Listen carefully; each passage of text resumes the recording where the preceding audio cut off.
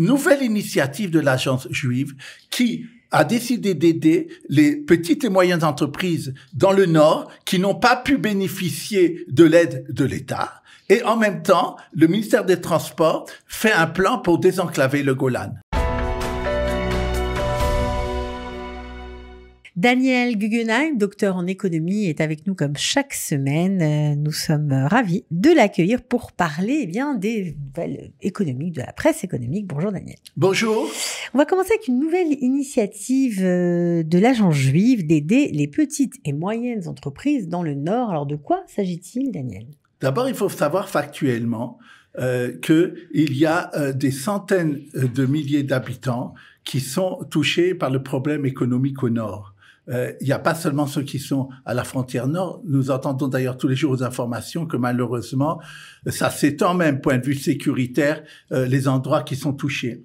Mais il faut comprendre que les retombées économiques ne sont pas seulement dures et catastrophiques pour ceux qui se trouvent à la frontière nord, mais également pour l'ensemble de la Galilée ou l'ensemble du Golan, parce que les touristes ne viennent pas. On a entendu récemment que même il y a un kibbutz comme Ayelet HaShachar où il y a eu des ruches de miel qui ont été brûlées. Donc il y a pas, les restaurants ne marchent pas non plus, tout ce qui est kayak et tout ça ne marche pas. Et donc il y a énormément d'entreprises qui sont très très touchées par cette situation. Bon alors l'État a dédommagé en général les entreprises, mais il y avait des critères assez drastiques et les nouvelles entreprises par exemple ne rentraient pas en ligne de compte pour avoir une aide de l'État. Donc j'imagine que de nombreuses entreprises n'ont pas pu bénéficier d'aide et c'est ça le problème.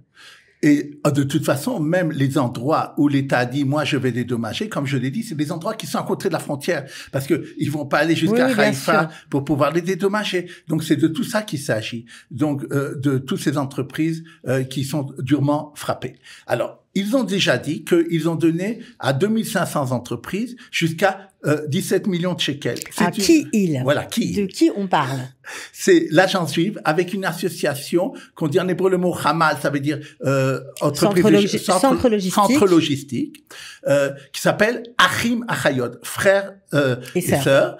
Si vous voulez voir ceci dans Internet, vous marquez Achim Achayot, Hamal en hébreu, et donc dans ce cas-là, vous rentrez dedans et vous avez à ce moment-là les possibilités de voir les aides que vous pouvez avoir, qui sont, comme je l'ai dit, leurs critères à eux est comme ça. Toutes les entreprises qui montreront qu'ils ont une baisse du chiffre d'affaires et qui ont un chiffre d'affaires normalement entre 2 millions et 60 millions de shekels, donc on vise les petites et moyennes entreprises, auront le droit d'abord à des dons.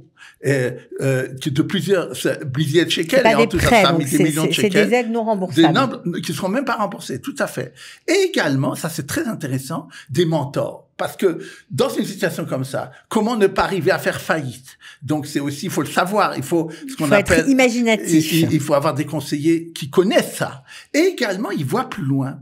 Ils voient des conseillers qu'on leur envoie déjà maintenant pour leur dire, et on espère que cette période passera et il y aura redressement. Et nous allons vous suivre gratuitement, tous ces mentors sont envoyés pour également faire le redressement. Alors, on voit que ces initiatives dans le Nord, sont très bénéfiques aux populations. Il y en a une autre pour le Golan. On sait que le Golan a beaucoup souffert avec cette guerre, est très isolé, mais voilà. Il y a des gens qui sont assez ingénieux. Oui, c'est-à-dire, la ministère des Transports, Miri Regev, a annoncé la chose suivante. Nous allons lier le kvish, la route, qui s'appelle 91, qui est la route du Golan, à la route qui s'appelle 90, qui fait tout Israël du nord au sud. Et qui va jusqu'à Eilat. Et donc, ça fera en sorte que les gens du Golan se sentiront beaucoup moins isolés, que ça soit pour aller au centre du pays pour travailler ou pour aller pour des distractions. Mais en plus de ça, il y aura aussi un lien avec une gare qui, dans le futur, sera au niveau de Tzfat. Et donc, en quelques minutes, les gens du Golan pourront arriver à cette gare-là. Et donc, quelques minutes après encore, arriver au centre du pays. Mais ça, c'est plutôt sympa. Tout à fait. Voilà, ça, c'est génial. Bon, il y a une autre initiative. Bon, ça, c'est un petit peu plus loin. Toujours dans le même état d'esprit pour faciliter, on va dire, la fluidité des transports. Ça, c'est une initiative de Ganetikva.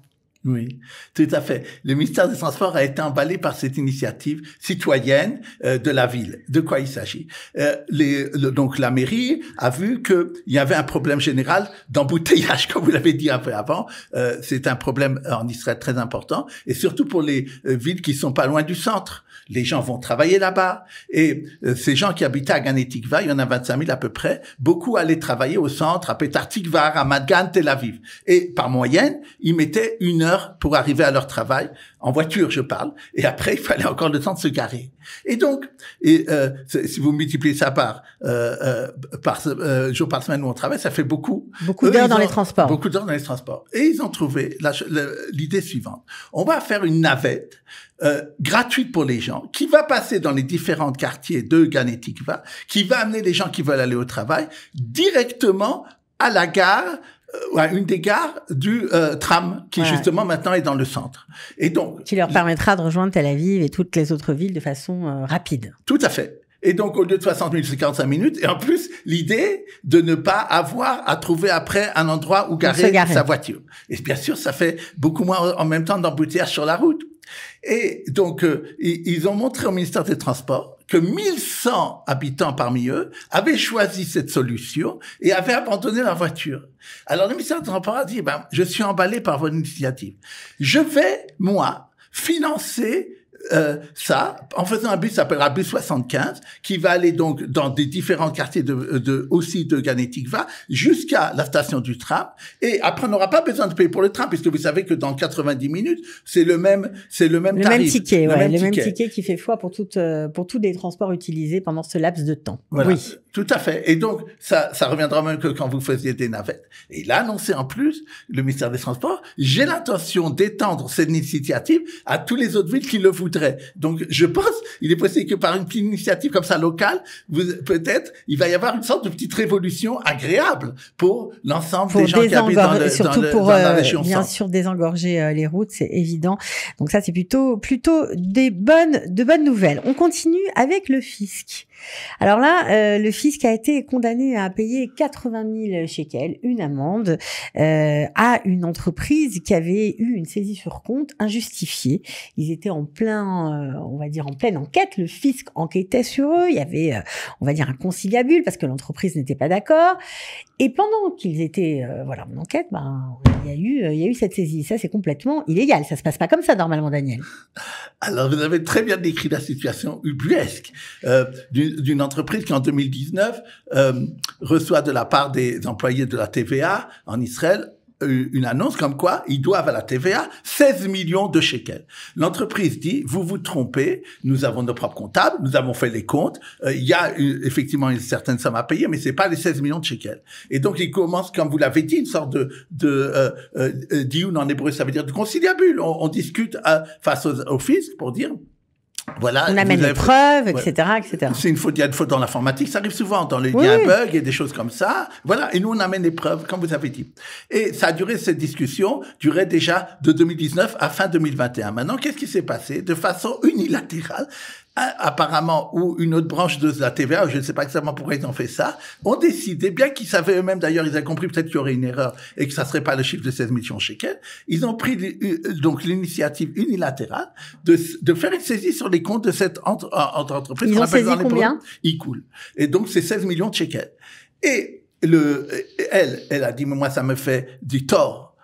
En hébreu, lashon hara, ça m'a fait du tort d'abord face aux banques, face à mes partenaires qui vont dire je suis pas quelqu'un un mauvais payeur. Mm-hmm. Et donc et vous saviez en plus, nous étions en discussion, vous aviez compris qu'il y a une certaine erreur chez vous. Et d'ailleurs en 2022, 2 mois après, la sentence à ce sujet-là a montré que ils sont arrivés à un compromis et qu'ils devaient beaucoup moins payer que ce qu'ils devaient le faire. Alors eux, les impôts n'ont pas voulu d'abord disant moi c'est vrai on a fait une erreur. Mais nous sommes des fonctionnaires. Comme nous sommes des fonctionnaires et la loi dit qu'on doit faire des choses rapidement et pour être bien sûr que les gens y payent parce que sinon les gens payeraient pas, on est protégés. Et alors le juge a dit non, je ne suis pas d'accord. C'est vrai que vous devez avoir des moyens pour pouvoir faire que les gens récupérer l'argent. Mais là, quand vous savez qu'il y a une erreur et vous êtes en discussion, cette protection que vous donne la loi n'a pas lieu. Et moi, je vous ordonne de payer 80 000 shekels. La société voulait 270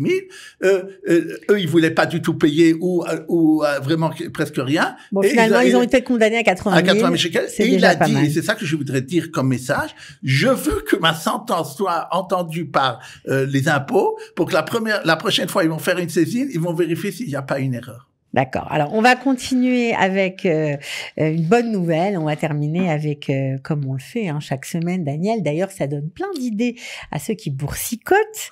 Bon, malheureusement, on arrive après la bataille, nous, mais bon.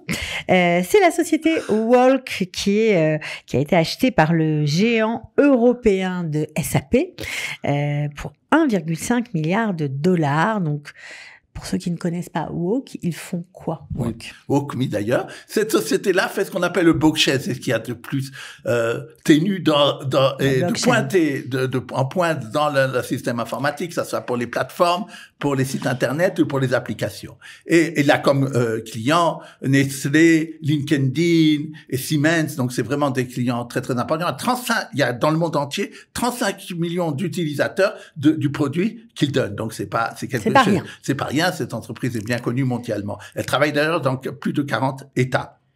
Maintenant, quand cette chose a été connue, d'ailleurs, cette annonce-là, le cours a augmenté en un jour de 42%. Mais si on ne savait pas, il faudrait l'acheter la veille. Il fallait acheter la veille. Donc c'est important de le dire. Et donc cette entreprise qui a été faite en 2011 a vraiment été maintenant reconnue mondialement puisqu'elle a acheté, comme vous l'avez dit, par un des plus grands consortiums européens de l'informatique qui s'appelle SAP. Voilà, donc on peut continuer d'investir ou ça va encore monter d'après vous ou on ne sait pas? Je ne sais pas. Ça, on ne sait pas.